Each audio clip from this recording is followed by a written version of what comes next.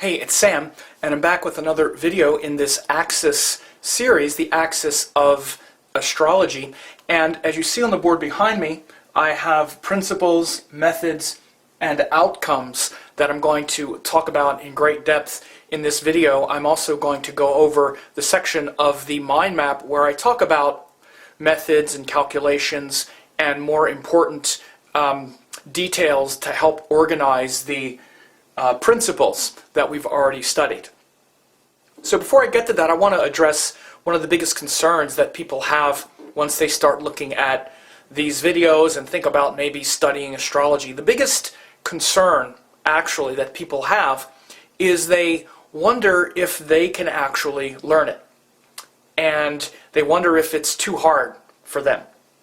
And in fact, maybe you think this. Maybe you're not even considering the option of really studying astrology deeply. Maybe you've given up on the idea that you could ever actually really do it well or do it professionally because you're just so used to being confused by all the other stuff. And again, the whole this one says that, this one says that. Why are what you're saying any different? And I understand that part of it. So in these videos that I'm making, I'm trying to show you how systematic it is and how you can learn it. My work, since I've been doing astrology, is to learn how to teach it better in a more systematic way. And the success of my programs have shown the truth in that. More than close to 400 registrants and close to 200 graduates over the last several years. So I want you to understand that astrology is something that you can learn. If it's taught correctly, systematically, you can learn it. But what I can't change is your lack of confidence, which is your lack of belief in yourself, lack of belief in the future. The fact that maybe you've completely given up hope that you can do something like that. Thinking that, well, Sam, you can do it because you're some, sort of gifted person. And I know you're used to thinking that way about astrologers. Oh, well, they must know, they're just sort of gifted somehow. I could never do it. Well, again, one of the reasons why that happens is because you're not used to it being taught systematically, correctly, where you start here and then you go here and it's unfolded sensibly. What I would encourage you to do is really pay attention and certainly look at the comments that my students who have gone through the course and graduated, look at what they say about the program. I've had people from extremely well-studied students to people who've never studied at all, and all of them get in the program and they find their understanding of astrology and life gets deepened and focused, and the information that they've already gathered, if they've been gathering a lot of information, becomes much clearer and much more embodied. And so what I said in one of the earliest videos, and I'll say again, you probably don't need to be gathering more information. You need to actually comprehend and understand what you've already, quote, learned. Because again, stated simply, if you can't explain it, then you don't understand it. And don't worry, most people don't. So this is why in the course I have templates and all kinds of worksheets and templates to help you say the words, the exact words that you should say when you see a specific thing. And again, I spend a lot of time making sure these tools work, and that's why we have such a success rate at the school, and not just a success rate of level 1, but then most of them, 75% or more, go on to level 2 after that. So the retention rate is very high. And so, again, I'm just telling you this because I want you to challenge your own kind of bias, challenge your own preconceived ideas about what's possible for you. I mean, imagine this time next year you could have gone through a whole course where you have absolute confidence reading astrology charts, where you can engineer your success systematically, where you know where to look, exactly what to do, what to say, and not be confused. It's probably hard for you to imagine if you're used to just kind of gathering little bits of stuff here, snacking here and there, but that's what the students that have studied with me have gone through. But again, I can't reach into your head and give you the confidence and also give you the hope, because one of the biggest things that happen is we give up on our dreams. We give up on them. We don't even consider it anymore. So crazy. I have this happen in readings all the time, where I will ask where the person will say, I'm looking for my life purpose. What should I be doing? It's like, you know what you should be doing. You just don't even think it's possible. So you're not even focused on what you want to do or what you hope to do. You're focused on all of these things that don't even inspire you. Then you wonder why you're uninspired. You have to fill your heart with the thing you love and the thing that interests you. If you're watching this video, I already know you're very interested in astrology. If you're still watching this video now, after I've said all of this and I haven't even talked about astrology yet, then I know you're interested. But you have to fill your heart with the thing that you love the most, because the thing that you love and that interests you and that you enjoy is actually the fast track to your greatness. It's not in some practical thing, but you can't make money at that, so you got to do some practical thing. Yeah, some practical thing that you hate, that you're ready to give up on immediately because you don't like it. Imagine doing something that you love, doing it for a living, helping others with it. Well, that's what it can be. Again, the thing that you love and the thing that you're curious about, it's just like a mother and her child. A mother can tell you everything about her child because she's so interested in it. She's fascinated with it. So whether it's astrology or studying with me or anything, I want you to understand this principle of life is that your greatness and the fast track to your genius is the thing you love the most. The thing that you can't stop thinking about, that you're so curious about, that makes you feel so inspired. That's where your greatness lies. And you shouldn't give up on your greatness, whether it's studying astrology, whether it's studying with me, or whatever it is. You need to follow that. And I will just say this, that the study of astrology enhances everything else that you study. Just like it says in Parashara Sastra, like I said in the first video, especially for the Brahmin, they should study Jyotish because it connects your limited mind with the cosmic mind. So with that in mind, let's get to this. And what I have behind me here, you see principles, methods, and outcomes. I talked about this in the first video. And this is the way we engineer our success. And you see there's a line from one to the next, an arrow, and then it hits the bullseye down here. So I spoke in general about principles, methods, and outcomes in the first video, and used the idea of the outcome to satisfy your hunger. There's principles that you need to deal with, like distance, gravity, speed, right? Because you don't want to be too far away from a food source or else you can't get to it in time. And then there are methods that you would deploy, strategies like go to the market, buy the food, do this. But again, look at the strategies. The strategies include the principles. You can't have a strategy that violates the principles. You can't say, okay, I'm just going to fly to the store. No, you can't fly. You need to honor the principles of gravity, distance, speed, for example. So methods must follow principles. This is why I started teaching principles first. The first principles were like this whole thing about 4.5 billion years. This is a principle that once that snaps into place, it expands everything right away. You understand what astrology really is and why the great rishis talked about the planets as Lord Vishnu. The planets are God themselves. This whole matrix that we're in is Lord Vishnu. Lord Vishnu, and that's represented as him laying on the couch with the serpent behind him and all that. But it's actually a way to try to show the magical power of the universe, 4.5 billion years.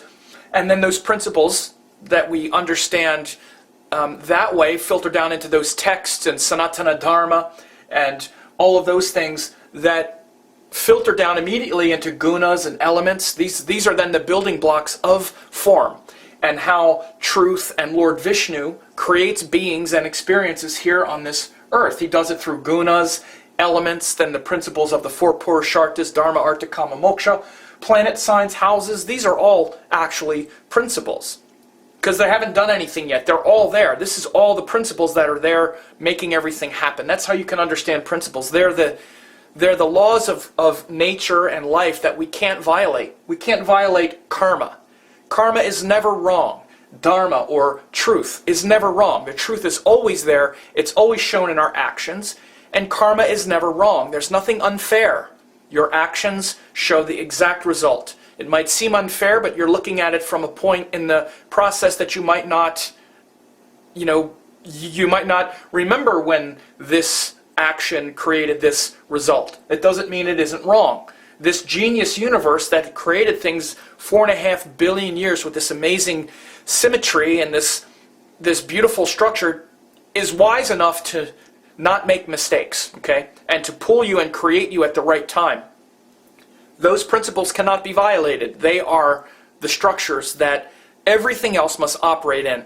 I want you to understand something. These are all the realm of, quote, principles, but if you expand your knowledge of each of these things, let's say by 5 to 10%, and then you compound that, like if your knowledge of astrology and your understanding of why the planets are Lord Vishnu, who Lord Vishnu is, this sacred age, each one of those things, if gunas, elements, planets, signs, each one of those things get expanded by like 5 to 10%, like each one. Let's say each planet, like your knowledge of the sun, grows and expands by 5 to 10%, of the moon, of the signs, houses.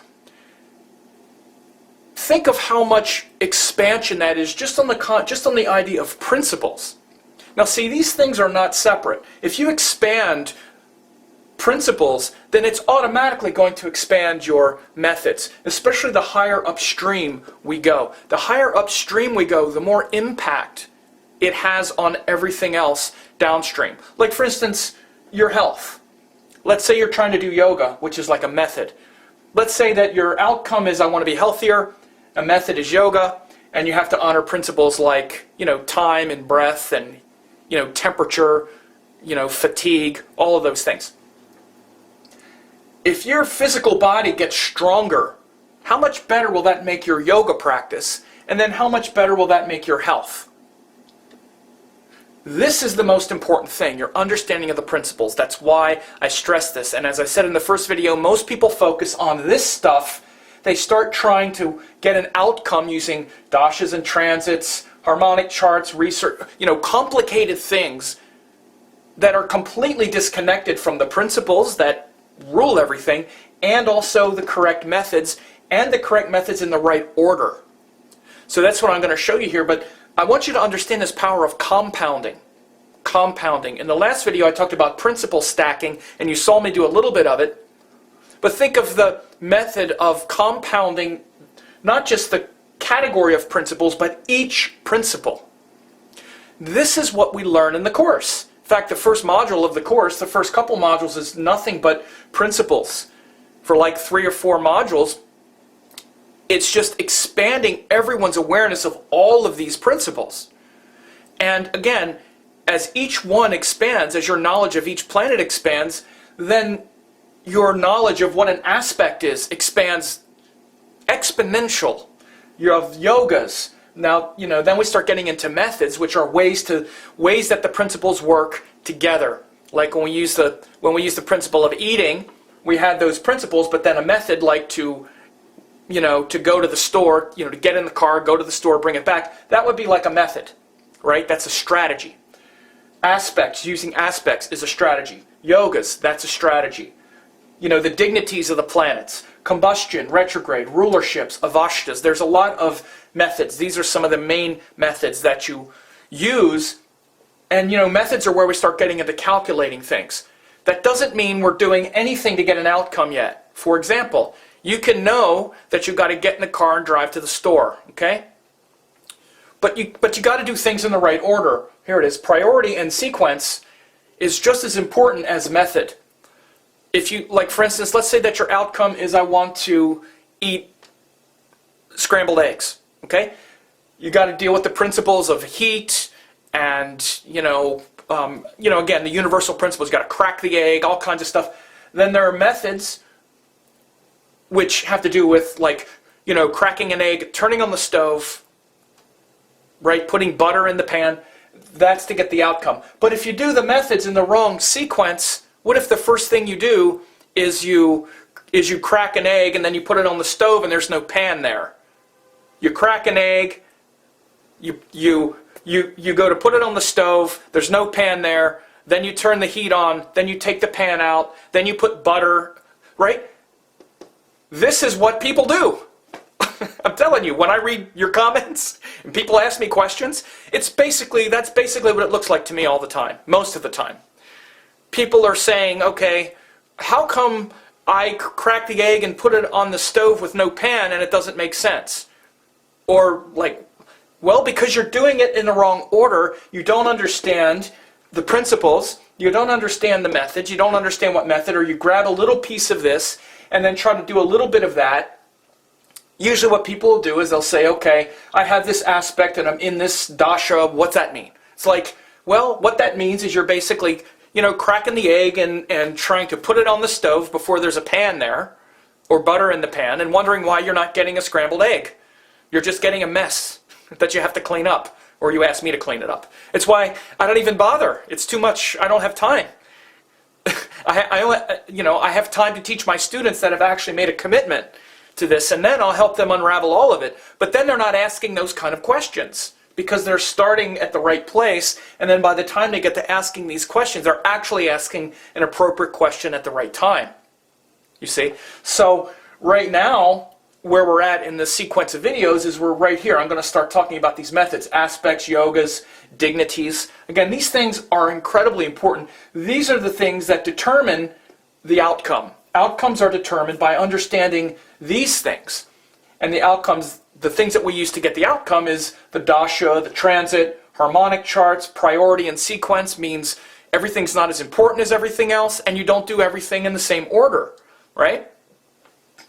Like, for instance, putting salt and pepper on the eggs is less important than making sure that there's a pan on the stove and that the egg is cooked. And again, you do it in the wrong order. And this is actually what people do when they start trying to reach for this very complicated technique. Very complicated technique. Oh, well, actually it's that I have this, Shiva Yoga in the Navamsha chart in the 8th house, and it's Nichabanga with the dasha ruler. So what is that? So that means that it's like I'm putting salt, I'm sprinkling some salt on this omelet that is a mess all over the stove, and I'm convinced that that's the right thing to do, and I'm asking you if that's right. Is that right? Right? So it's just a mess. Priority and sequence, you need to know that everything's not as important as everything else, and the right order to do things in. And then research. Again, in order to get consistent outcomes, after you understand all of these things, then you need to research, which is very much implicit that you need to stop looking at your chart. Again, students focusing on their chart all the time, it's not scientific. You're not going to be able to engineer success, consistent results reading astrology charts by looking at your chart. It's like someone trying to be a doctor by just looking at their own body. It doesn't work. Okay, so research, case studies, and then reading charts. When in my course, I'm always there encouraging and pushing my students to read charts, have conversations. People are already having conversations. Enter those conversations and start seeing what happens. Start, taking it out of your head and into your mouth and saying the words. So I give them the templates for the things to say and all that. I really help them do it. So this is how you can engineer that outcome of getting consistent results reading astrology charts. But again, I want you to understand this whole concept of principles, methods, and outcomes. If you start seeing, let's say you even see like a 10%, like the aggregate of principles is a 15 to 20% increase, which it's actually much more. Once you start really learning each guna and element and purushartha, you start applying your expanded wisdom of the gunas and how they impact the planets and how they impact the signs and the houses and the elements, what the element really is and what part of the sign it is. All of these things start to expand immensely. But let's just say you just get like a 20% growth in the principles. Then you're already going to go into the methods with an expanded 20%. So what would have been like, let's say 10% here is already going to be 30%. Then you get a 20% increase in that 30%. What I'm saying is that these are compounded. They compound each other. So you might be looking at aspects now. Like I say, this is why I try to let people understand that if you don't know this stuff, then your entry point into all of this is so shallow. When this expands, then how much more expansive are aspects? are yogas, are the dignities, are the rulerships. They're already so much more, so much more abundant. And then how does that translate once you start looking at a dasha? I'm in this dasha, what does that mean? Again, you don't even know what the planet means, really. I mean, maybe you do, but what I'm saying is relative. You're only going to understand the dasha relative to how much all of this goes, and then, based on what that planet rules. And then, so, just to understand that once you unfold everything in the proper order, there's this compounded effect of what you're learning, expanding everything underneath of it, and then by the time you're ready to make an outcome, you are hitting a bullseye. Okay, so now I'm going to go over the mind map here and be talking about the calculations, and that falls in this rough category of methods. This is where we start getting into methods. Calculations include things like aspects, house rulerships, retrograde and combustion, dignities, yogas, and important placements. So we see all of those things wind up being the methods that we deploy in order to get an outcome. Then those methods interact with timing and other kinds of structures like harmonic charts, priority, and sequence that I already mentioned. But so a lot of people focus again on these methods. They're like, oh, I have this aspect, what does that mean? This yoga, what does that mean? My planet is combust, what does that mean? Especially when then they talk about a dasha too, so as I already explained.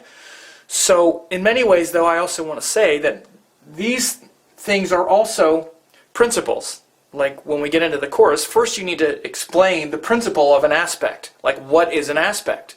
It's a drishti. It's when one planet looks at another. And as you see in the mind map, it says planets communicating. And it shows our inner strengths and conflicts. Some are one-way aspects. There are also mutual aspects. And it can show where one planet can dominate another. So again, the whole principle of an aspect is also important. And then how to interpret the aspect has to do with other principles like the dignities of the planets and what the planets rule and all that stuff. So as you see, the next thing is house rulerships. Very important calculation and also principle. But the house rulerships shows the unique nature of each planet. For instance, this is why you can't just say, well, Jupiter's good, Saturn's bad, because for Taurus, Jupiter is the most disruptive planet. For Taurus, Saturn is the most auspicious planet, actually. So this is based on house rulership. And as you see, auspicious or not, often, and it does have to do with the functional status of the planet, which is its nature as a house ruler. And it shows whether it's obstructing something or edifying it. So house rulership's incredibly important calculation, and generally falling in that rubric of methods that we deploy. And again, Raja Yogas are totally based on these rulerships. And so we also have another calculation, retrograde and combustion. They're sort of in the same category because they have to do with the proximity of the planet to the Earth. Again, that's the principle. The principle of retrograde and combustion is its relationship to the Earth. When a planet is on the other side of the Sun from the Earth, it is combust. When a planet is really close to the Earth, it is retrograde. So again, that in itself, that principle tells us the nature of retrograde and combust. So when a planet is purified, a planet is getting purified when it's combust. We can see that because it's on the other side of the Sun. Its rays are coming through the Sun, getting purified. And it's somewhat confusing when it's retrograde. It appears to move backward. And then it can be also somewhat frustrated when we experience the combustion. There can be some frustration, but that is again purifying it, and we can feel kind of lost when it's retrograde. But retrograde and combustion, very important calculations. Then the dignities, very important calculation that we deploy to be able to see whether or not there's a lot of intelligence unfolding with that planet or at that time. The level of intelligence when a planet is in high dignity or low dignity, of course, people tend to focus on the extremes, which the main one is exalted, debilitated, good, bad, because we want to polarize things and not understand them with the right amount of discrimination. Things like dignities especially get very polarized. So for instance, great enemy dignity is almost just as bad as debilitated. Great friend dignity is almost just as good as exalted, for example. It can be better. It can give better results. So there's a lot of things when you understand what the dignities actually are. And it affirms certain principles, especially the principles of Dharma and the unfolding of consciousness. Dignity is a level of intelligence which in many ways has to do with that sattvic guna, that wisdom that the planet has in its highest dignity. And again, as it says here, more than just exalted and debilitated. And it shows important character traits. So planets at high dignity show those energies that we have a lot of confidence in.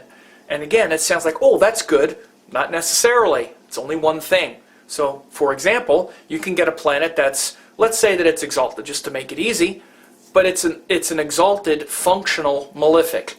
Let's even say something like, like Jupiter, exalted for, or no, let's say Venus, exalted for Leo.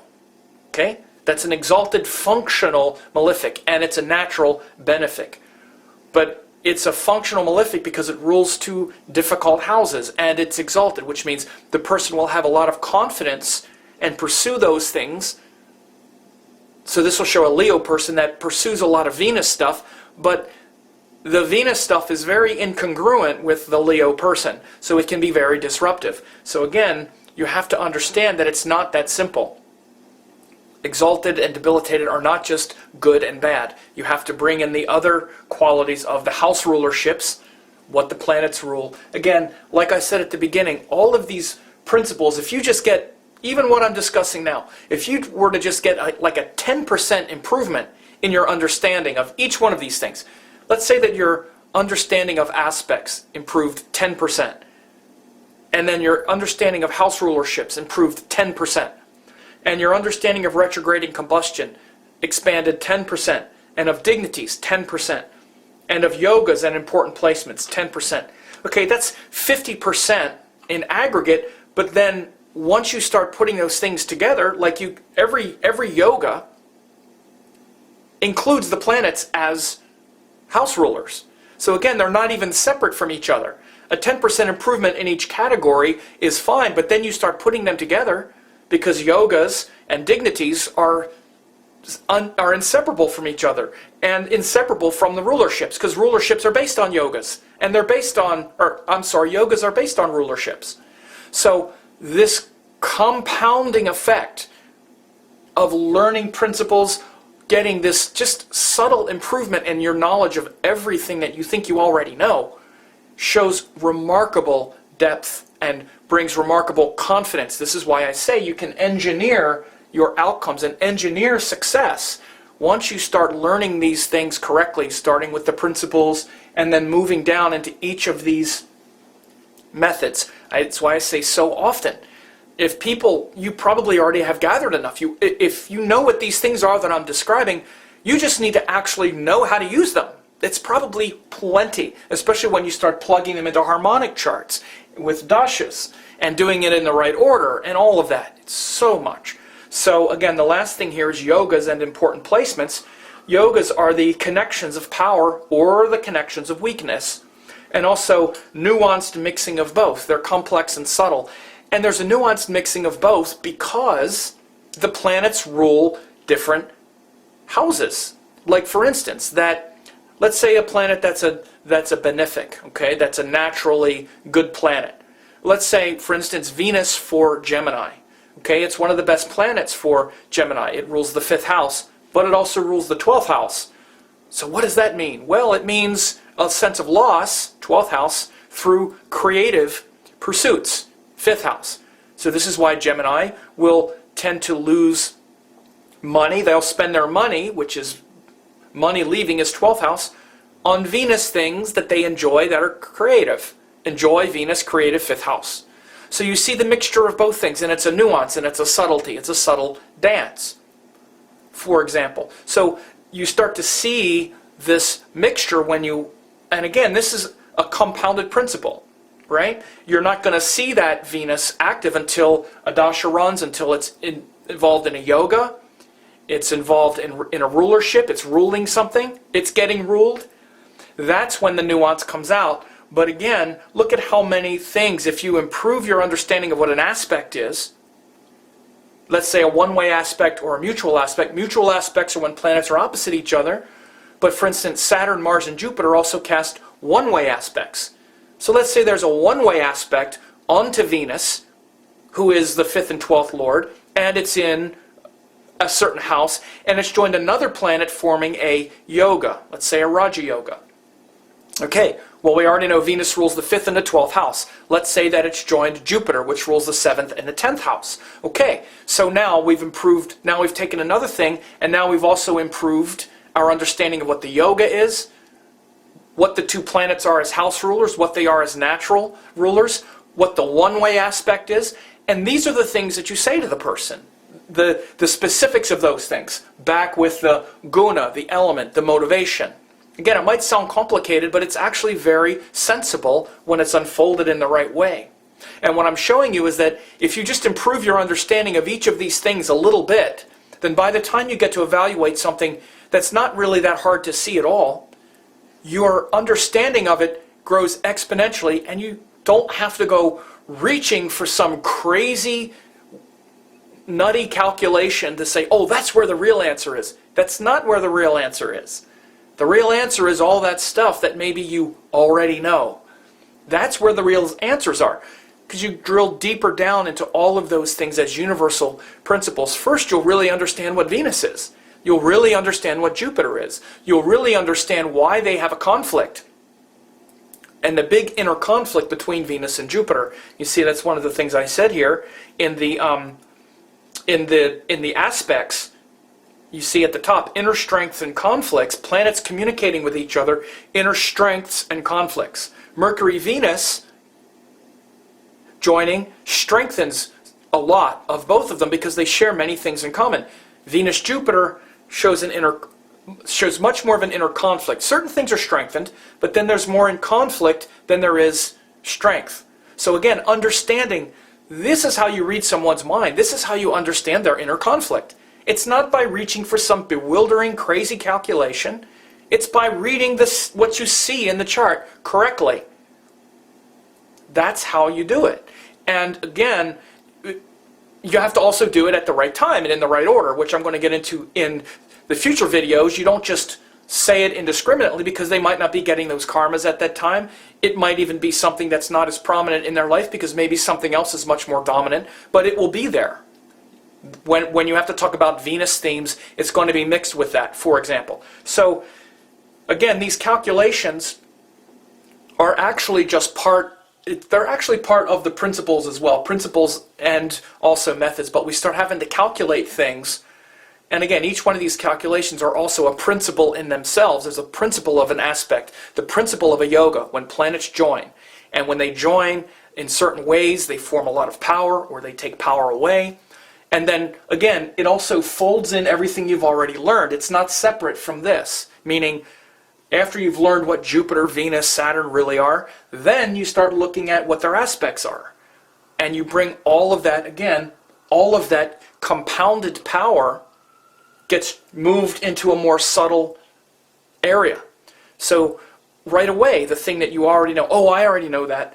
Do you really know it? Do you really understand it? And how important is it to be able to memorize it or to really interpret it? So this is something, again, very important that most students just are totally not on top of, is this illusion that memorization is mastery.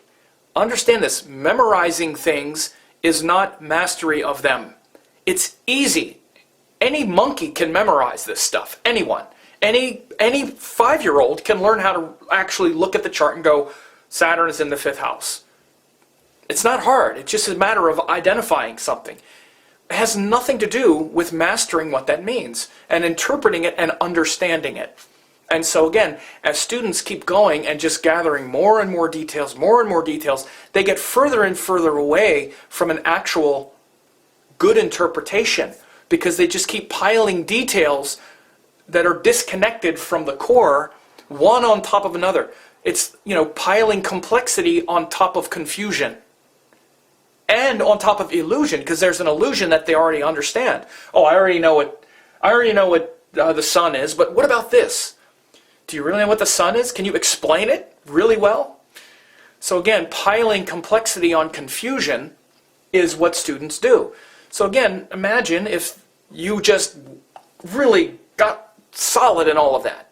Then when you start looking at an aspect, boy, you come at it from a very deep point. Your entry point into everything that you already know is magnified, 10, 100-fold. By the time you start leveraging the compounding effect of deepening things through principles and methods, then by the time you actually start to try to get an outcome, you can already see the impact. And this is the way all knowledge works. When you learn anything, you learn it this way. Anything that you've comprehended, this is how you've learned it. That's why I said in the first video, I'm going to show you how really you learn anything. And how, as you can see, I've broken down how to learn, because I spend most of my time figuring out how to teach it better so that people like you can actually learn it. So this is a very important step here, all of these calculations. How the aspects, how the planets work with each other, showing our inner strengths and conflicts, one-way or mutual aspects. It shows where one planet sort of dominates another one, like that Jupiter-Venus. Depending on the sign and the dignity, you'll see one is probably dominating the other one a little bit. If it's in a fire sign, Jupiter's kind of dominating Venus. In an earth sign, Venus is kind of dominating Jupiter. Again, so all this kind of subtlety, house rulerships, something that most students are incredibly weak on. Incredibly weak. The functional status of the planet as a house ruler is really everything in determining the results. It's everything. It's even more important than the planet as a karaka. It's more important that Venus rules the 3rd and 10th house for Leo than the fact that it's the karaka of relationships. When you're trying to determine the karmas that unfold, the house rulerships are much more important, frankly. The karaka, it's important as well, but how they experience that thing is totally based on what the houses that the planet rules. Retrograding combustion, again, very important to understand the astronomy, especially. Why the planets, when they're further away, act one way, when they're closer to the Earth, act another way. And of course, the dignities show everything to do with the intelligence behind what happens. For example, sometimes we don't get something, and we're just fine with it. And not getting that thing sets off a sort of cascading effect of enormous wisdom. That's often a planet in very good dignity, but set up to take something away. Or sometimes we get something, and we hate it. We don't enjoy it at all. That might be a planet that is set up to give something, but in very low dignity. Many times the planets in low dignity give their results, but we don't enjoy it. And again, here's something you need to understand. I'll just tell you this. Exalted or debilitated has nothing to do with giving a result. Nothing. It has to do with how much wisdom we get from the thing. Getting it or not getting it doesn't have to do with the dignity. Nothing. They're not even related. We get things based on yogas. Yogas produce results. What the planets rule and where they go and when the dashas run, that's what shows what happens. How much we enjoy it, how much we benefit from it, how much consciousness comes is shown by other things, dignities, aspects, and other influences. So again, the reason all that's just a mess is because you haven't done enough research, you haven't looked at enough charts. Again, so in the course, this is what we do. We go through all of it at the right time. You learn all this stuff first, and then by the time you start getting into looking at charts, and we're looking at case studies, you understand, oh, okay, just like you said back then, right. Now that makes sense why my sister's chart, she has that exalted Venus, and then, God, when she ran her Venus dasha, she got a divorce and had an affair and blew her whole life up. Well, that's why, for example. Not like, by the way, not like that's going to happen necessarily, but just in a general sense. So, anyway, going deeper into these things, I hope you enjoyed this video and look out for a few more in the future.